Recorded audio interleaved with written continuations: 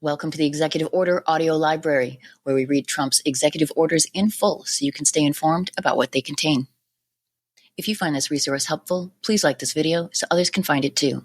To stay on top of future executive orders, please click subscribe and allow notifications so you can be alerted when new recordings are available. Today I'll be reading the China Tariffs Executive Order. This order, 14195, was followed by Executive Order 14200 on February 5, titled Amendment to Duties Addressing the Synthetic Opioid Supply in China, that made some modifications to the language for Item G in Section 2. This reading today includes that updated text. This is a reading of Executive Order 14195, imposing duties to address the synthetic opioid supply chain in the People's Republic of China. By the authority vested in me as President by the Constitution and the laws of the United States of America, including the International Emergency Economic Powers Act, the National Emergencies Act, Section 604 of the Trade Act of 1974 as amended, and Section 301 of Title III United States Code. I, Donald J. Trump, President of the United States of America, find that the sustained influx of synthetic opioids has profound consequences on our nation, including by killing approximately 200 Americans per day, putting a severe strain on our healthcare system, ravaging our communities, and destroying our families. Synthetic opioid overdose is the leading cause of death for people aged 18 to 45 in the United States. During my first term, I took steps to end the direct flow of fentanyl and other synthetic opioids from the People's Republic of China to the United States. Since then, the Chinese Communist Party, which exerts ultimate control over the government and enterprises of the People's Republic of China, has subsidized and otherwise incentivized the People's Republic of China chemical companies to export fentanyl and related precursor chemicals that are used to produce synthetic opioids sold illicitly in the United States. Furthermore, the People's Republic of China provides support to and safe haven for the People's Republic of China origin transnational criminal organizations, TCOs, that launder the revenues from the production, shipment, and sale of illicit synthetic opioids. These China origin TCOs coordinate and communicate using the People's Republic of China's social media software applications in the conduct of their business. Many China-based chemical companies also go to great lengths to evade law enforcement and hide illicit substances in the flow of legitimate commerce. Some of the techniques employed by these China-based companies to conceal the true contents of the parcels and the identity of the distributors include the use of reshippers in the United States, false invoices, fraudulent postage, and deceptive packaging. While more than 500,000 pounds of drugs have been seized at the southern border each of the last 3 fiscal years. In addition, more than 42,000 pounds of drugs have been seized at the northern border each year on average over the last 3 years.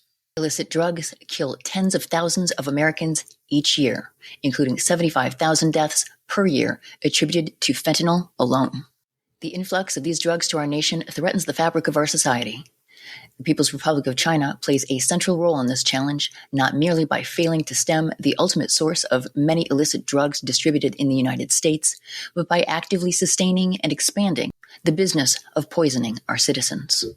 The flow of contraband drugs like fentanyl to the United States through illicit distribution networks has created a national emergency, including a public health crisis in the United States, as outlined in the Presidential Memorandum of January 20, 2025, America First Trade Policy, Proclamation 10886 of January 20, 2025, declaring a national emergency at the southern border of the United States, and Executive Order 14157 of January 20, 2025, designating cartels and other organizations as foreign terrorist organizations and specially designated global terrorists.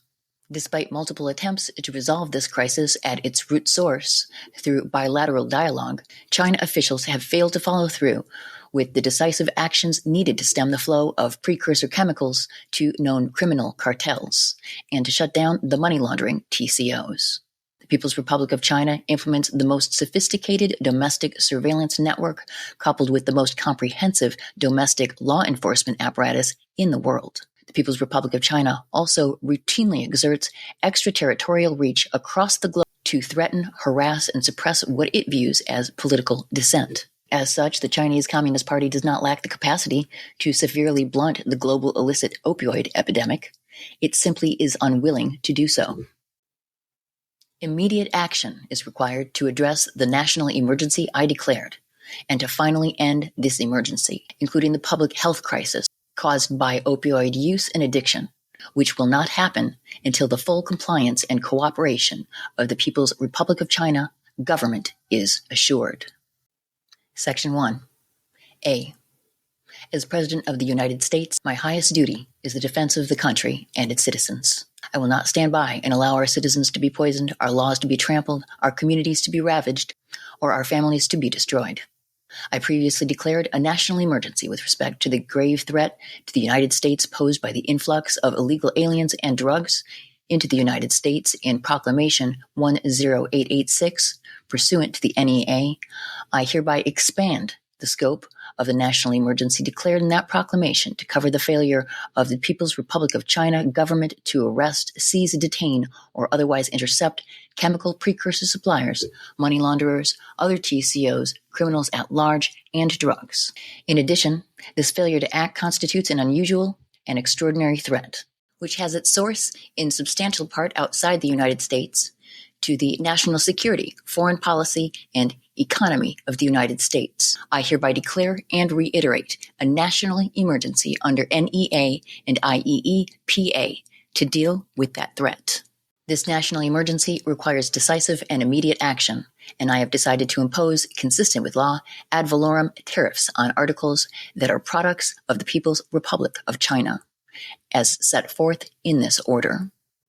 In doing so, I invoke my authority under Section 1702A(1)(b) of IEEPA, and specifically find that action under the authority to impose tariffs is inadequate to address this unusual and extraordinary threat. Section 2. A. All articles that are products of the People's Republic of China, as defined by the Federal Register Notice described in Section 2D of this order, shall be, consistent with law, subject to an additional 10% ad valorem rate of duty.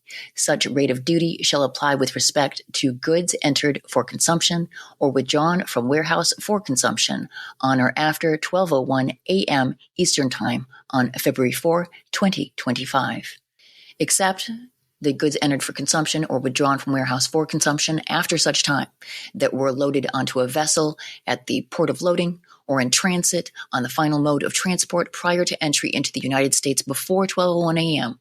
Eastern Time, February 1, 2025, shall not be subject to such additional duty, only if the importer certifies to U.S. Customs and Border Protection within the Department of Homeland Security as specified in the Federal Register Notice. B. The rates of duty established by this order are in addition to any other duties, fees, exactions, or charges applicable to such imported articles. C. Should the People's Republic of China retaliate against the United States in response to this action through import duties on United States exports to the People's Republic of China or similar measures, the President may increase or expand in scope the duties imposed under this executive order to ensure the efficacy of this action. D. In order to establish the duty rate on imports of articles that are the products of the People's Republic of China, the Secretary of Homeland Security shall determine the modifications necessary to the Harmonized Tariff Schedule of the United States, HTSUS, in order to effectuate the objectives of this order consistent with law, and shall make such modifications to the HTSUS through notice in the Federal Register. The modifications made to the HTSUS by this notice shall be effective with respect to goods entered for consumption or withdrawn from warehouse for consumption on or after 12:01 a.m. Eastern Time on February 4, 2025, except as otherwise noted in subsection 2A of this section, and shall continue in effect until such actions are expressly reduced, modified, or terminated. E. Articles that are products of the People's Republic of China, except those that are eligible for admission under domestic status as defined in 19 CFR 146.43, which are subject to the duties imposed by this order and are admitted into a United States foreign trade zone on or after 12:01 a.m. Eastern Time on February 4, 2025, except as otherwise noted in subsection 2A of this section, must be admitted as privileged foreign status as defined in 19 CFR 146.41. Such articles will be subject upon entry for consumption to the rates of duty related to the classification under the applicable HTSUS subheading in effect at the time of admittance into the United States Foreign Trade Zone. G, as amended by Executive Order 14200. Duty-free de minimis treatment under 19 U.S.C. 1321 is available for otherwise eligible covered articles described in subsection A of this section, but shall cease to be available for such articles upon notification by the Secretary of Commerce to the President that adequate systems are in place to fully and expediently process and collect tariff revenue applicable pursuant to subsection A of this section for covered articles otherwise eligible for de minimis treatment. H.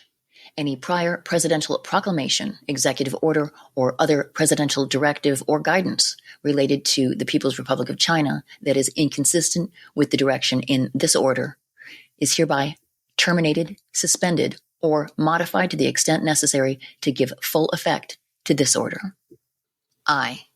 The articles described in subsection A of this section shall exclude those encompassed by 50 U.S.C. 1702b. Section 3. A. The Secretary of Homeland Security shall regularly consult with the Secretary of State, the Attorney General, the Assistant to the President for National Security Affairs, and the Assistant to the President for Homeland Security on the situation regarding the People's Republic of China. The Secretary of Homeland Security shall inform the President of any circumstances that, in the opinion of the Secretary of Homeland Security, indicate that the People's Republic of China government has taken adequate steps to alleviate the opioid crisis through cooperative actions. Upon the President's determination of sufficient action to alleviate the crisis, the tariffs described in Section 2 of this order will be removed. B. The Secretary of Homeland Security, in coordination with the Secretary of State, the Attorney General, the Assistant to the President for National Security Affairs, and the Assistant to the President for Homeland Security, shall recommend additional action, if necessary, should the People's Republic of China fail to take adequate steps to alleviate the illicit drug crisis through cooperative enforcement actions. Section 4. The Secretary of Homeland Security, in consultation with the Secretary of the Treasury, the Attorney General, and the Secretary of Commerce, is hereby authorized to take such actions, including adopting rules and regulations, and to employ all powers granted to the President by the IEEPA as may be necessary to implement this order. The Secretary of Homeland Security may, consistent with applicable law, redelegate any of these functions within the Department of Homeland Security. All executive departments and agencies shall take appropriate measures within their authority to implement this order. Section 5. The Secretary of Homeland Security, in coordination with the Secretary of the Treasury, Secretary of Commerce, the Assistant to the President for National Security Affairs, the Attorney General, and the Assistant to the President for Homeland Security, is hereby authorized to submit recurring and final reports to the Congress on the national emergency under the IEEPA declared in this order. Signed, Donald J. Trump, the White House, February 1, 2025. This concludes the reading of Executive Order 14195, imposing duties to address the synthetic opioid supply chain in the People's Republic of China. To stay on top of future executive orders, please click subscribe and allow notifications so you can be alerted when new recordings are available.